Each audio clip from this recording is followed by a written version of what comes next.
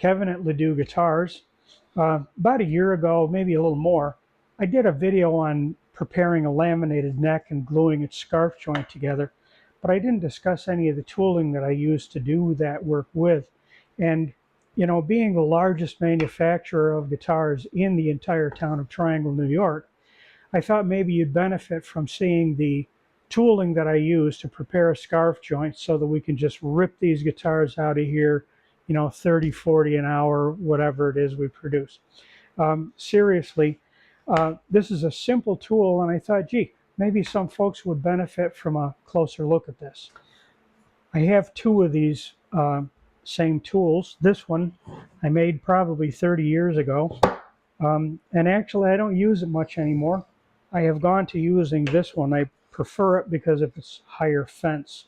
The jig is very simple, and I'm sure many of you would imagine this by yourselves anyway, but in case you can use some information, it's nothing more than a system that traps the headpiece and the neck shaft so that they can't spread apart when you're trying to glue that joint up. It was simple enough to make. I think the key features of this are that this platen upon which this thing is built, this happens to be MDF, and I did it 2 layers thick because I want to make sure it's dead flat. As you surely know, it's imperative that the line formed here by those 2 edges has got to be beautifully straight. If not, all bets are off. We certainly don't want to end up with this or this condition in the finished glue up. So sizes are not too important. This happens to be 24 inches long. The setback for this rail, in this case, I think is 1.75 inches, but you know, enough to keep that neck shaft on there is all you really need.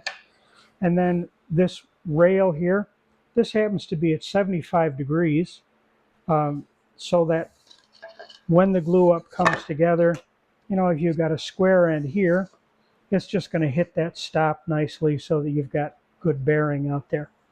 And I put this thing, this clamp, if you will, on here because it helps me hold this headpiece down. Just before I tighten these clamps up, I put a little pressure on this to ensure that there's no spreading and movement in the joint. I think the other key feature, if you're going to build one of these, something that you'll want to make sure you accommodate, is plenty of space once the joint is made up. Okay, I've got it positioned there. You want space enough in here so that you can get your clamps in position. And I'm going to walk through this right after this explanation so that you can see what's happening here. So really it's that simple. This stop over here is just a scrap of hardwood. I've got it screwed down 3 times so it'll take some pressure. This fence is quite thick. This happens to be 1.75 inches, and for those of you who work in metrics, that happens to be about 45 millimeters in thickness. It's 11.5 inches long, about 292 millimeters in length. I don't think length is too important until you get out here and you interfere with your gluing space, but it's thick so that I could make sure that I maintain a perfect right angle between the platen and the surface of this. That's absolutely critical. And if you make one of these up, you want to gauge that and make sure you've got that nicely square. And I screwed it down in a bunch of places here so that I'm assuring that it's nicely rigid. So use is simple enough. I use wax paper to protect the surface so that it does not deteriorate and then jeopardize the quality of the joint in the end. And that's easy enough. Just going to put that on there. Make sure you don't overlap the wax paper. So I set the joint up like so. I'm going to block this up a little bit. Set the joint up and I gauge where I want everything to be. And when I glue this up, I create a uh, a slightly positive surface right here, so that I can just re-level that against the surface of the neck. It only has to be a few thousandths of an inch. And if you've prepared the joint very well, then this should be nicely parallel. That is, this surface should be nicely parallel with this. But in the event that it's not, give yourself some room to make corrections. So you need to stabilize the neck shaft, of course. I do that with this. This is a really old clamp that my dad put on my bench when I was around 5 or 6 and said, here, now you use this to clamp your work to the bench so you can do what you're doing. And I'm still using it. I think that may have come over on the Mayflower. I'm not sure about that. So there's the makeup. It can't move. Now to glue this together, I've just got a mock-up here. You can see big knot in that piece of pine. But we're putting the glue on this thing. Of course, the joint comes together, and I'm going to tighten this clamp down. Not crazy about these wing nuts, but I don't happen to have a better solution at the moment. Another thing I want to mention is that this stop over here seems to be quite a ways away. It not only allows me plenty of room in this region to do clamping, but this is large enough so that I can get a 12-string headpiece and, you know, larger work in there.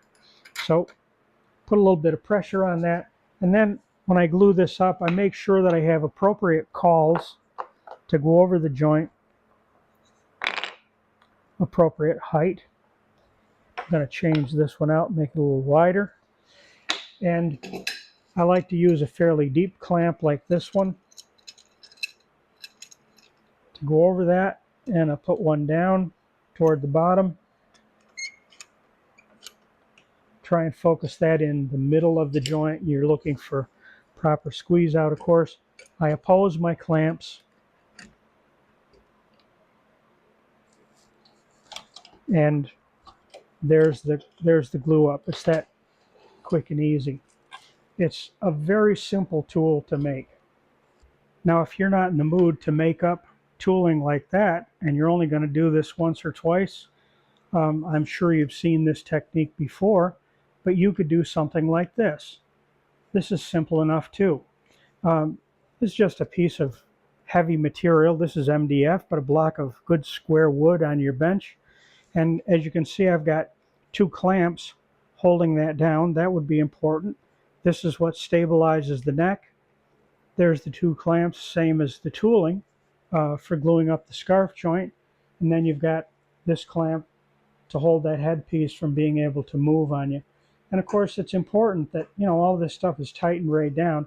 But this takes a lot of clamps, takes up your bench space for a while, and it takes a little time to set it up. I know I was maybe 5 minutes setting this up at the most. So if you're only going to make 1 or 2 guitars, this might be something that suits you just as well. But if not, then the other method, as you see there, might be more to your liking. Well, I hope you found some useful and valuable content in this presentation. Once again, I am Kevin Ledoux, the Pragmatic Luthier here in the town of Triangle, New York. I would appreciate it if you'd put a like on the video, provided that you did, of course, like it. And if you have not done so, I want to invite you to subscribe to my channel. Thanks again. When I have more content to bring, I'll see you again.